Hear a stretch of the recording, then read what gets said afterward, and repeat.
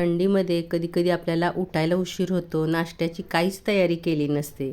तर अशा वेळेला तुम्ही हा डोसा बनवू शकता. अगदी पटकन होतो. तर इथे मी एका भांड्यामध्ये 1 वाटी मसूर डाळ घेतलेली आहे.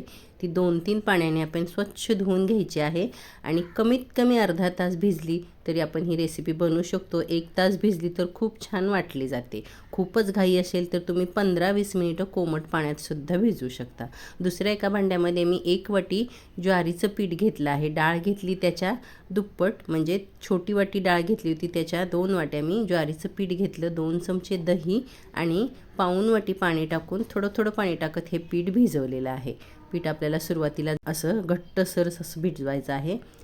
मी अर्ध्या पाऊण तासाने डाळ पाण्यातून काढून वाटून घेतली आहे. गरज पडली तरच पाणी टाकायचं, नाही तर मसूर डाळ अगदी पटकन छान पेस्टसारखी वाटली जाते. आता ही वाटलेली मसूर डाळ आपण भिजवलेल्या ज्वारीच्या पिठामध्ये टाकून घ्यायची आहे. ज्वारीच्या पिठामध्ये फक्त 2 चमचे दही आणि पाऊण वाटी पाणी टाकून आपण हे पीठ भिजवलं. तर मिक्सरच्या भांड्यात थोडं पाणी टाकून अशा पद्धतीचं हे मिश्रण तयार करून घेतलेलं आहे. सुरुवातीलाच खूप पाणी घालून आपण पातळ नाही करायचं आहे. थोडा वेळ आपण याला 15-20 मिनटासाठी भिजत ठेवायचं आहे.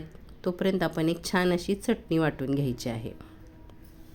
मिक्सरच्या भांड्यामध्ये पुदिना, कोथिंबीर, कोथिंबीरचे कोवळे देठ, 1 चमचा भाजलेले शेंगदाणे, डाळं, 1 चमचा जिरं, साधं मीठ, काळं मीठ, 1 चमचा साखर, माझ्याकडे वाटलेली मिरची होती ती मी टाकली. तुम्ही मिरचीचे तुकडे टाकू शकता. आलं, लसूण आणि 2 चमचे दही आणि बर्फाचे तुकडे टाकून ही मी चटणी वाटली आहे. घरच्या साहित्यात तुमच्याकडे कोथिंबीर असू दे, पुदिना असू दे, कोणतीही चटणी तुम्ही अशा पद्धतीने वाटू शकता. मस्त अशी आपली चटपटीत चटणी तयार झालेली आहे. या मिश्रणामध्ये आता आपण अगदी पाव चमचा हळद आणि चवीपुरतं मीठ टाकून घ्यायचं आहे. चटणी वाटेपर्यंतच पीठ भिजवून दिलेलं आहे. खूप जास्त वेळ ज्वारीचं पीठ आपण भिजवून नाही ठेवायचं, नाहीतर आपली रेसिपी छान होत नाही. कारण आपण इथे कुठेही इनो, सोडा वापरत नाही आहोत, आपण आंबवलं नाही आहे. फक्त डाळ कमीत कमी 20 मिनिटं गरम पाण्यात किंवा थंड पाण्यात अर्धा 1 तास भिजवून घेतली आहे. तवा तापत ठेवला तर त्याला मी तेल लावून घेतलं आहे आणि त्यावर आपण पाण्याचा शिपका मारून कपड्याने हे पुसून घ्यायचं आहे. 2 चमचे मिश्रण टाकून मी हा डोसा पसरवून घेतला आहे. हा डोसा अगदी कुरकुरीत, पातळसुद्धा खूप छान होतो. आता मला गडबड आहे तर मी सुरुवातीला थोडेसे जाडसर काढून पटापट 2 डोसे काढून घेतले आहेत. नंतर एक मी दाखवते. अगदी हा पातळसुद्धा डोसा कुरकुरीत असा छान होतो. आपल्याला कोणतंही पीठ आंबवायचं नाही, फक्त आपल्याला डाळ भिजत ठेवून वाटायची आहे आणि आपण ही रेसिपी बनवू शकतो. कधीतरी उद्या सकाळी काय करायचं हे ठरवलेलं नसतं किंवा काही आणलेलं नसतं, तेव्हा असं आपण झटपट नाश्ता बनवू शकतो. घरच्याच साहित्यात चटणी बनवलेली आहे. घरच्याच साहित्यात आपण डोसे बनवत आहोत. गॅस मिडियमच ठेवायचा. 2-3 मिनिटातच हा डोसा भाजला जातो. वरची बाजू सुकली की आपण तेल लावून घ्यायचं आहे. दोन्ही बाजूने आपण हे डोसे छान भाजून घ्यायचे आहेत.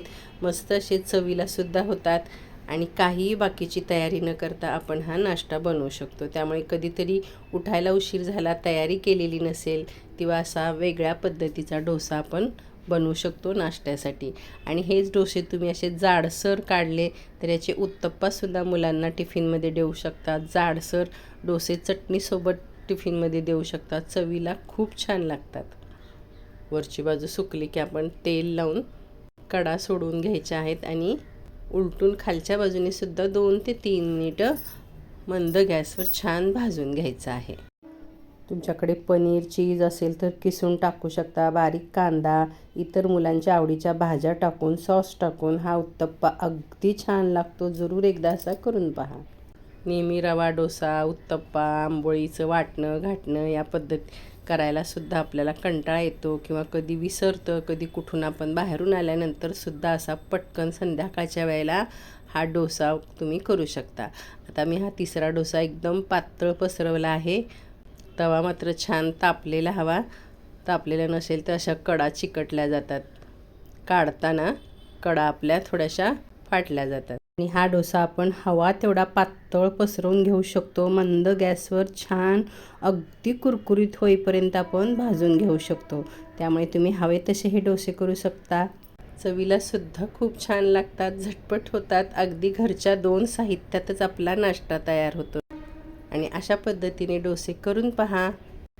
कशी वाटली रेसिपी झटपट डोस्याची जरूर कमेंट करा. चॅनलवर नवीन असाल तर सबस्क्राईब करा. रेसिपी आवडली असेल तर लाईक आणि शेअरसुद्धा करा. भेटू आपण पुन्हा अशाच एका रेसिपीसोबत. धन्यवाद.